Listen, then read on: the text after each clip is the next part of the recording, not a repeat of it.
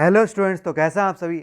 आप सबके लिए लेके आ चुके हैं फाइंस फॉर एवरीवन की इम्पोर्टेंट वीडियो का पार्ट 1, जिसमें आपको बताया जाएगा कि आखिरकार आपको पढ़ना क्या है, यानी सिलेबस, और पढ़ना कैसे, क्या स्ट्रेटेजी फॉलो करनी है जिससे आप अपना एग्ज़ाम क्रैक कर सकते हैं। जैसा कि आप सब जानते होंगे, फाइंस फॉर एवरीवन ये सब्जेक्ट इसी साल न्यू एडमिशन बच्चों के लिए ऐड किया गया है। ये सब्जेक्ट पहले नहीं हुआ करता था सोल के अंदर। ये सब्जेक्ट के ना ही आपको प्रीवियस ईयर देखने को मिलेंगे, जैसा कि स्टूडेंट्स कह रहे थे सर इसका क्वेश्चन पेपर दिखा दीजिए। इसका एग्ज़ाम पहले कभी हुआ ही नहीं है तो इसका क्वेश्चन पेपर मिलेगा ही नहीं। तो उसको आप दिमाग से बात को निकाल दीजिएगा कि प्रीवियस ईयर क्वेश्चन कैसे मिल जाए। अब बात रही कि इसको पढ़ना कैसे है, उससे पहले समझते हैं हमें पढ़ना क्या क्या है इसके अंदर। चलिए फिर वीडियो को आगे बढ़ाते हैं। अगर आपने अभी तक चैनल सब्सक्राइब नहीं किया तो प्लीज़ चैनल सब्सक्राइब करते हुए और वीडियो को लाइक करते हुए जरूर जाइएगा। डिस्क्रिप्शन में आपको टेलीग्राम का लिंक मिल जाएगा, उसे भी जाके ज्वाइन कर लीजिएगा। चलिए फिर वीडियो को आगे लेके चलते हैं। देखिए, इसमें आपकी 5 यूनिट होने वाली है टोटल। और बात रही ये कितने मार्क्स का होने वाला है।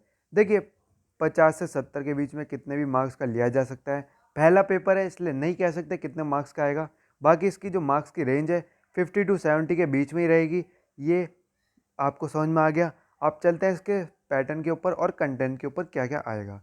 यूनिट 1 जो कि आपकी पूरी होने वाली है इंट्रोडक्शन टू फाइनेंशियल लिटरेसी, और उसमें 3 सब डिवाइड पार्ट्स हैं। Lesson 2 various financial instrument, banks के, insurance companies, post office, mobile app based service, और lesson 3 financial planning and budgeting. Unit 1 में जो बता रखा है ना, वो आपका पूरा ओवरव्यू कि फाइनेंस फॉर एवरीवन में आपको पढ़ना क्या है। अब आता है यूनिट सेकंड के ऊपर। देखिए, इनके मैं आपको अंदर का भी मटेरियल बताऊंगा, इसमें आपको मेन मेन क्या क्या पढ़ना है और क्या क्या पूछा जाएगा। यूनिट सेकंड पे आते हैं, जो कि आपकी पूरी होने वाली introduction to banking and insurance, finance from banks and electronic banking. ये जो सारे सब्जेक्ट्स हैं, मतलब आप जो सब पार्ट्स मैं आपको बता रहा हूँ यूनिट्स, ये सारी सब की आपकी यूनिट जो दे रखी है ये पूरी बेस करती है आपकी 11th और 12th पे। अब जो स्टूडेंट ने कॉमर्स ले रखी होगी उनको अच्छे से समझ में आएगी, क्योंकि जिस बच्चे ने 11th 12th की बिजनेस पढ़ रखी है तो उसको रिलेट करने में आसानी होगी। और 12th की मैक्रो जिसमें आपको बैंकिंग और बजटिंग के बारे में बताया गया है, तो उसी को बस थोड़ा सा नेक्स्ट लेवल ले जाके इन्होंने एक पूरा अच्छे से सब्जेक्ट बना दिया गया है, दोनों को मिक्स करके, बिजनेस और मैक्रो को। अब आता है यूनिट 3 के ऊपर, financial services from Indian post. Unit 3 में आपको सारी पेंशन स्कीम्स, जितनी भी ओल्ड स्कीम्स है गवर्नमेंट चलाई जाती है, वो सारी आपको उसमें देखने को मिल जाएगी। यूनिट 4 पे आते हैं, जो कि एकदम न्यू है, इंश्योरेंस सर्विस और इंश्योरेंस प्रोडक्ट क्या क्या होते हैं वो बताए जाएंगे। और यूनिट 5 जो आपकी लास्ट यूनिट होने वाली है, स्टॉक मार्केट, मतलब बेसिक कॉन्सेप्ट्स और स्टॉक मार्केट के सम बेसिक कॉन्सेप्ट, मतलब उसी को डिवाइड करके 2 पार्ट में लिख दिया है। इसमें क्या होंगे, स्टॉक्स कौन से आपको वो बताइए, ट्रेडिंग कैसे की जाती है, ये सारा इसमें इंक्लूड होगा। अब चलते हैं इसके अंदर के मटेरियल के ऊपर कि हमें इसके अंदर पढ़ना क्या क्या है। सबसे पहले हमें ये पता होना चाहिए कि मीनिंग इंपॉर्टेंस क्या है फाइनेंशियल लिटरेसी। उसके बाद लेवल्स क्या है एजुकेशन के, post office, mobile apps, based services क्या क्या होती है। और बजट, बजट जो आपका मेन होने वाला है इसके अंदर, पर्सनल बजट, फैमिली बजट और बिजनेस बजट और नेशनल बजट। उसके बाद बजट सरप्लस क्या होता है और बजट डेफिसिट क्या होता है। ये आपके मैक्रो में आपको पूरा गवर्नमेंट बजट का चैप्टर मिल जाएगा, जिसमें आपको अच्छे से समझ सकते हैं। Avenues for saving from surplus, ये सारा आपका यूनिट 1 का कंटेंट होने वाला है जो आपको पढ़ना है। अब आते हैं यूनिट 2 के ऊपर, बैंकिंग सर्विसेज। देखिए, यूनिट 2 आपके लिए सबसे इजी हो सकती है इसमें, क्योंकि यूनिट 2 आप रियल लाइफ में आपने इस्तेमाल कर रखी है उस हिसाब से कि बैंक्स वर्क कैसे करते हैं। उसमें सेविंग अकाउंट क्या होता है, करंट अकाउंट क्या होता है, रिकरिंग अकाउंट डिपॉजिट क्या होते हैं, पैन कार्ड क्या होता है, केवाईसी कैसे होती है, एजुकेशन लोन किसको किसको मिलता है, vehicle loan, housing loan, short term, medium term, long term, ये सारी कैश क्रेडिट, ओवरड्राफ्ट, ये सारे आपके अकाउंटिंग के छोटे छोटे कॉन्सेप्ट है, बस उन्हीं को इसमें दे रखा है कि आपकी क्या क्या होती है, आरटीजीएस क्या होता है, एनईएफटी क्या होती है, आईएमपीएस क्या होता है, इनसे कैसे पैसे भेजा जाता है, एटीएम क्या होती है, नेट बैंकिंग क्या होती है।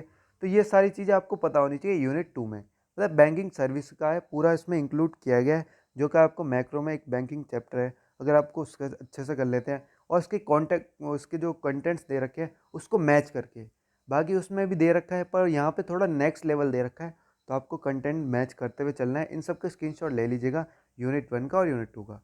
अब आते हैं यूनिट 3 के ऊपर, financial services from Indian post office. जैसा कि मैंने आपको बताया था, वही पेंशन स्कीम, मतलब सारी जो गवर्नमेंट के द्वारा चलाई जाती है। जैसे किसान विकास पत्र NSC क्या होती है, सीनियर सिटीजन सेविंग स्कीम क्या होती है, सुकन्या समृद्धि योजना। इसमें जो जो ये योजना लिखी है इन सबको अच्छे से कर लीजिएगा।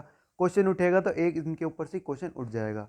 मनी ऑर्डर क्या होता है, इलेक्ट्रॉनिक मनी क्या होता है, इंस्टेंट मनी ऑर्डर कैसे बनाया जाता है, और इंटरनेशनल मनी ट्रांसफ़र कैसे की जाती है ट्रेडिंग के द्वारा, MoneyGram, international money transfer, Indian postal order. ये सारा आपको यूनिट 3 के अंदर आने वाला है।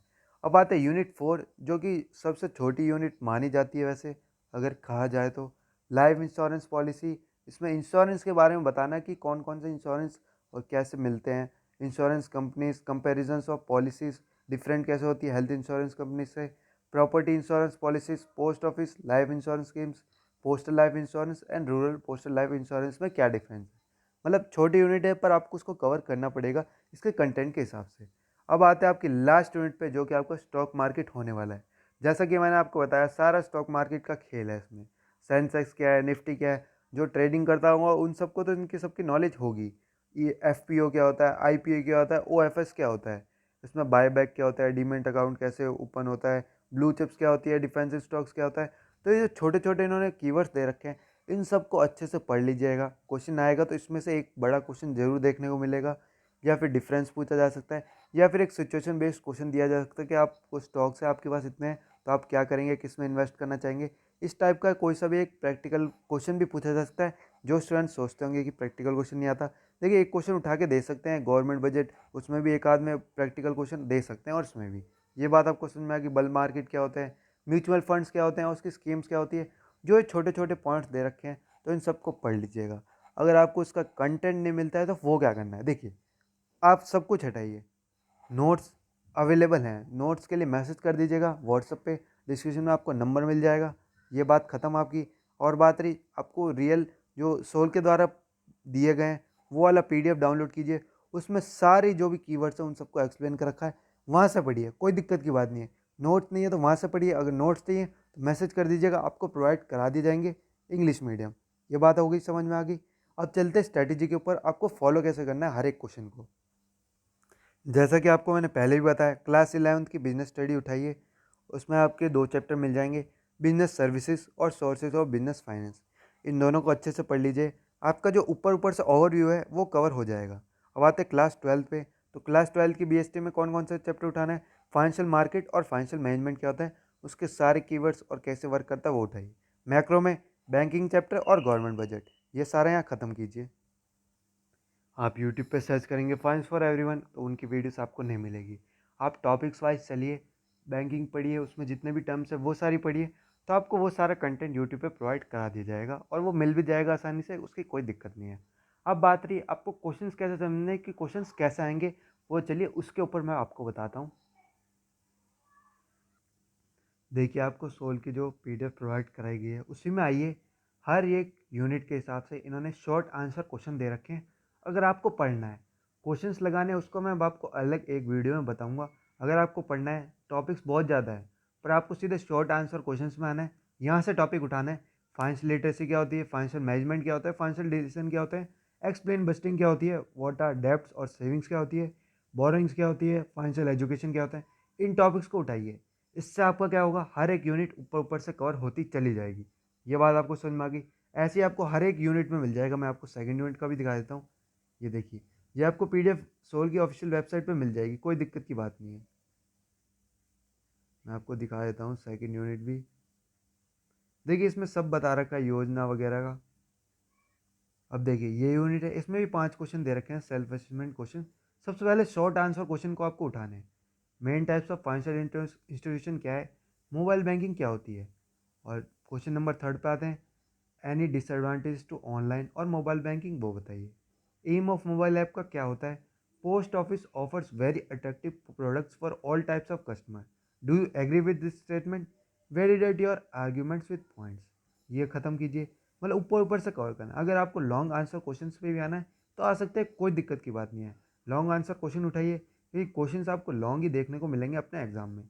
Explain the role of financial institution in the economy, non banking financial क्या होती है। अब काफ़ी स्टूडेंट कहेंगे सर आपने बता तो दिया, इन सबको पढ़े कैसे। देखिए ये सब आपको इसी के अंदर पढ़ना होगा। जैसे समझ लीजिए यहाँ पे दे रखा है, सोल ने खुद बता रखा है आपको हर एक यूनिट के हिसाब से कि हाँ, इसकी जो आपको थ्योरी है समझने के लिए आपको खुद ही पढ़नी पड़ेगी। अब यहाँ से थ्योरी पढ़िए और समझिए, क्योंकि आपको इसके ऊपर पढ़ाना अभी एकदम न्यू कोर्स है, तो इसको आपको कंटेंट भी कहीं नहीं मिलेगा।